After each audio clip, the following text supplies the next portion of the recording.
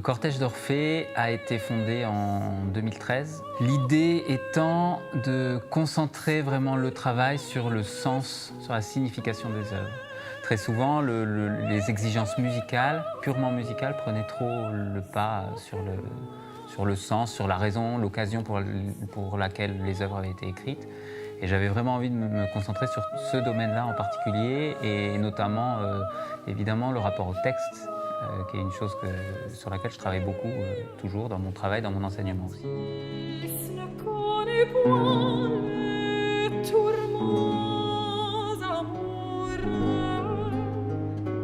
Le texte, à mon avis, dans la musique vocale, dans beaucoup de morceaux, il précède la composition. Il précède même parfois l'idée de composition, c'est-à-dire que, je reviens à Schubert parce que c'est un exemple assez parlant, la rencontre de Schubert avec un texte précède la musique. Il lit de la poésie, il s'enflamme pour un poème qu'il trouve beau, qu'il trouve touchant, et il se demande comment il va le mettre en musique, et à partir de ce moment-là, il met de la musique dessus. Donc ça me semble toujours, ou en tout cas très souvent, être vraiment le point de départ. Par conséquent, je crois que quand on travaille, nous, vocalement, techniquement, musicalement, c'est important que le point de départ du travail soit en rapport avec le texte. C'est ce qu'on a fait par exemple sur Atis, où j'ai tenu à ce que nos premières lectures soient des lectures du livret, et pas qu'on commence par se lancer dans la partition et on trouve la musique belle, et puis après, un jour, peut-être, on verra de quoi ça parle, mais on commence d'abord par se raconter cette tragédie, se mettre d'accord là-dessus. Et donc, je dirais que dans le travail du texte, il y a vraiment deux étapes, à mon avis, qui sont aussi importantes l'une que l'autre. Il y a une étape phonétique, une étape comment on dit le texte, comment on se l'approprie techniquement, comment on le prononce, et notamment dans la musique d'ensemble, je crois que c'est très important. Et puis il y a une étape du sens, qu'est-ce qu'on met derrière.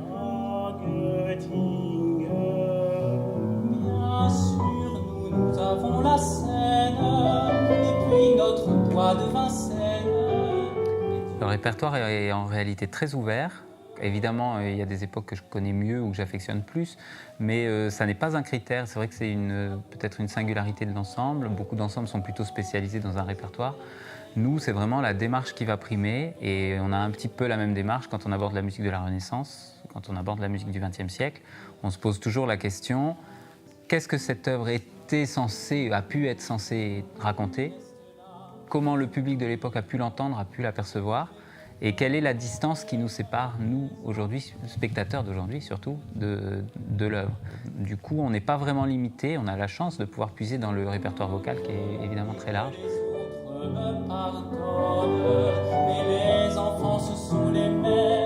Alors les effectifs changent évidemment en fonction des projets, puisque par définition, chaque projet n'est qu'un effort pour s'adapter à une œuvre.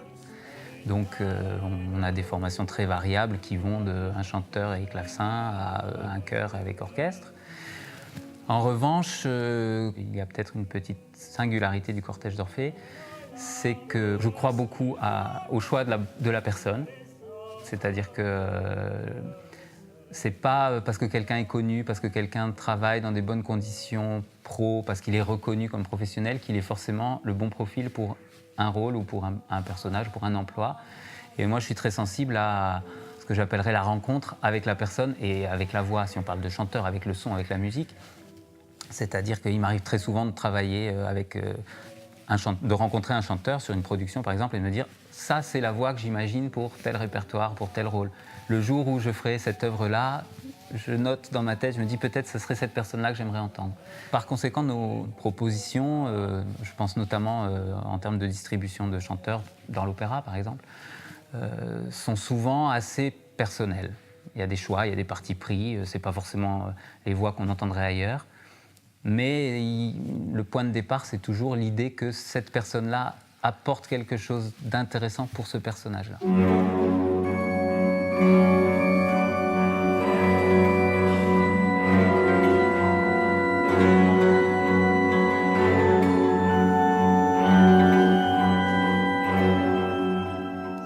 Alors, amateur professionnel, je trouve que c'est un clivage qui est très intéressant, parce qu'en réalité, il est assez trompeur.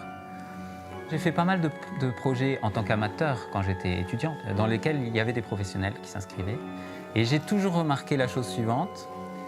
Les professionnels apportent un savoir-faire, une expertise, une compétence, évidemment, une efficacité. peut-être un surcroît de musicalité, c'est ceux qui vont le plus loin. Mais par contre, les amateurs apportent quelque chose que très rarement les professionnels apportent, c'est l'engagement, l'énergie, l'enthousiasme, l'envie d'être là, l'émerveillement devant la musique, etc. C'est quelque chose qui me paraît très précieux et je crois effectivement que quand on arrive à fédérer des amateurs, des professionnels, en réalité en éliminant cette question, en se disant pas je prends un pro parce qu'il est pro, je prends un amateur parce qu'il est amateur, mais je prends cette personne parce que pour ce projet, elle va être à sa place, elle va être dans son élément. Je crois vraiment qu'on arrive à trouver une dynamique de groupe qui est supérieure et qui est plus intéressante.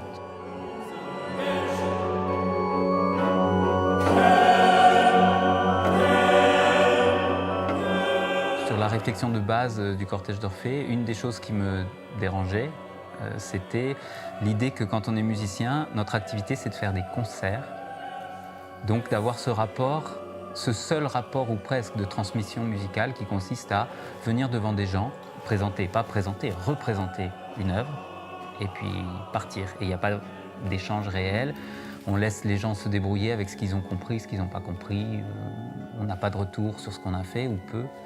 Et donc très tôt, je me suis dit que certainement il y avait d'autres formes de transmission. Et donc évidemment, la pédagogie, l'encadrement sont vraiment au cœur de nos activités. On en a fait tous les ans, on a fait, alors que ce soit des vraies formations à destination d'étudiants du conservatoire, des formations ouvertes à des choristes amateurs, d'encadrer un chœur comme on le fait en ce moment avec l'enlèvement au sérail, avec les deux scènes, ou que ce soit tout simplement de faire des projets qui mélangent des amateurs, des professionnels. L'enseignement en général est une chose que je trouve très intéressante, très importante, et je crois vraiment qu'en termes de transmission, on peut faire découvrir des œuvres, on peut travailler ensemble sur le sens des œuvres avec du public, avec des gens qui ne sont pas forcément musiciens, beaucoup mieux que simplement avec le concert. Cette dimension-là est toujours au cœur de notre travail. Je dirais même que si les gens repartent en ayant appris quelque chose, entre guillemets, appris, j'aime pas ce mot-là, en ayant touché quelque chose, je crois que c'est gagné. C'est là qu'on est intéressé.